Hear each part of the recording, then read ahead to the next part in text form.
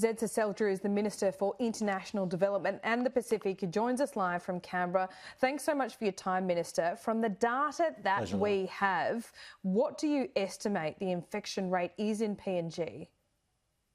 Well, Laura, I think as you indicated in your intro, it's difficult to put an exact number on that. What we have seen is a very concerning surge in cases in the last couple of weeks in particular. We've seen a significant spike and high rates of those who are being tested returning positive COVID results. So we know that it is of significant concern for us to need to ramp up our efforts to support PNG at this time to ensure that we can support them and support their health system and their health officials to make sure that together we can get this outbreak under control and protect the lives and livelihoods of people in PNG and obviously protect Australia as well. There's around 9 million people in PNG. Could it be as high as half the population, perhaps even more, having COVID? Well, I wouldn't want to speculate on those kind of numbers, Laura. All I would say, and as you rightly pointed out, the rate of testing hasn't been as high as it would be, of course, here in Australia and in a number of other countries. So it's hard to put those kind of numbers on it. And obviously the picture is different in Port Moresby to what it is in other parts of the country, though we do know that there is data to show that each of the provinces has experienced COVID outbreaks or community transmission in recent times. So there is sufficient data to know that it is of significant concern and that we need to act urgently to support PNG in dealing with it. But I wouldn't want to speculate on those kind of figures without the data. Yep, and the data that we do have, doesn't it show that this has been a growing crisis for some time?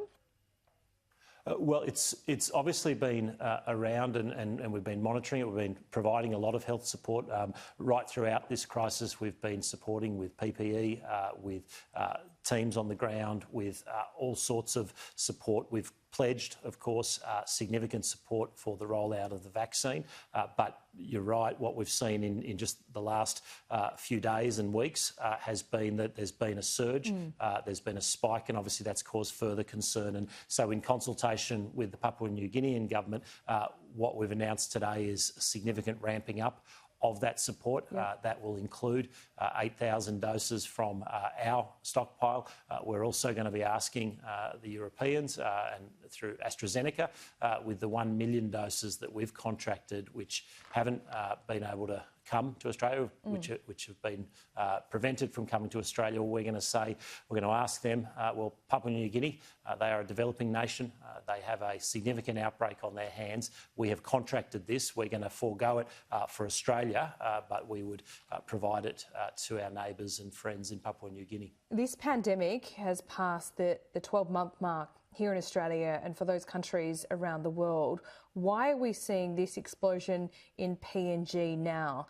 Have they just been lucky?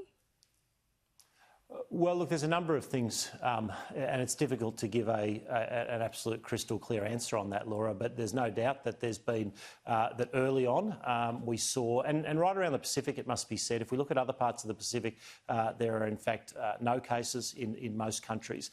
But in Papua New Guinea specifically, we obviously saw some early cases.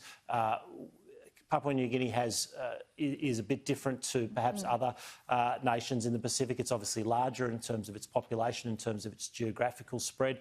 Obviously, those who are in more isolated areas would have been to some degree protected from the spread of it. So there's a number of reasons why we wouldn't have seen the spread happening up until now.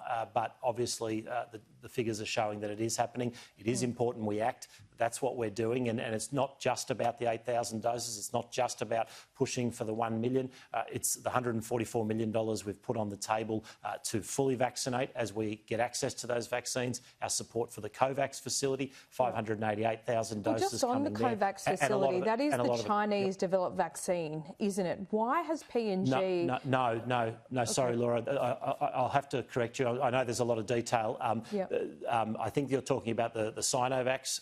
Right. The COVAX facility. The COVAX facility is, in fact, the multilateral response, and it is actually a focus. The $80 million we've put into COVAX is about delivering vaccines into our region. So this is a coordinated response by many countries supporting it, and particularly with a focus to deliver to those nations who otherwise might find it very difficult to get access to vaccines. So what is the COVAX vaccine? Is it comparable to the AstraZeneca? Is COVAX the name of the program that's being rolled out? What is it?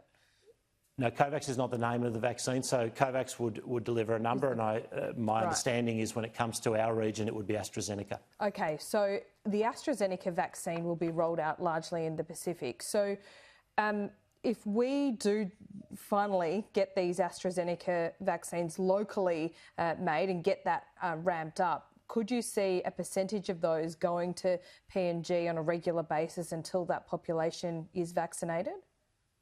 Well, that would be our intention as we get Australians vaccinated. And we've always said that surplus vaccines in Australia, the first call on those will come from our Pacific neighbours, whether that's Papua New Guinea, whether that's indeed into Timor-Leste and other parts of the Pacific as well. So that is very much on our agenda, but in the immediate, we're going to release the 8,000. We're going to push for the 1 million. We're working with COVAX facility to get, obviously they're going to be delivering, they've committed to the 588,000.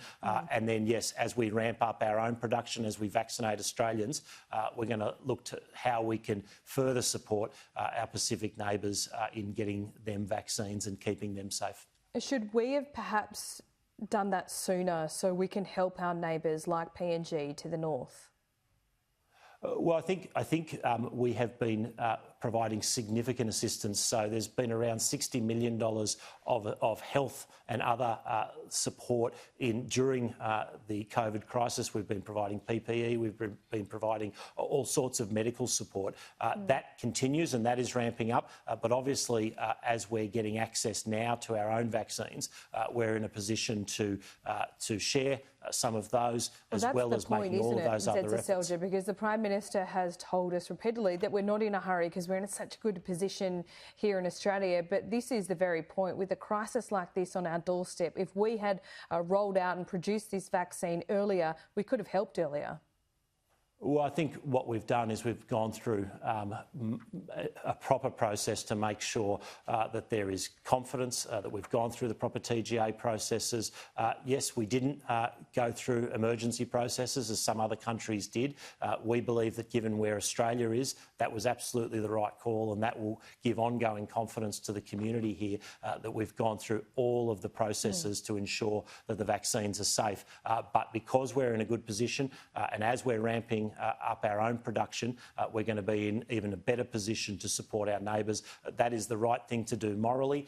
It is also, I think, the right thing to do in Australia's interests, because until we get the COVID crisis under control all over the world and particularly in our region, then of course life won't return back to normal. Okay, just one final question on this. If we are starting to produce 1 million local AstraZeneca jabs a week here in Australia from the 22nd of this month, why do we need those million from Europe? Wouldn't we be in a better position to provide those sooner? Well, we've obviously contracted those, and we would like to get access to those as soon as we can. But what we've done is we've sought to not put all of our eggs in one basket. We've sought to procure from overseas to have our sovereign capability. I think that puts us in the absolute best possible position to keep Australians safe, to get our economy back on track, and to support our neighbours as well. Seselja, always appreciate your time. Thank you.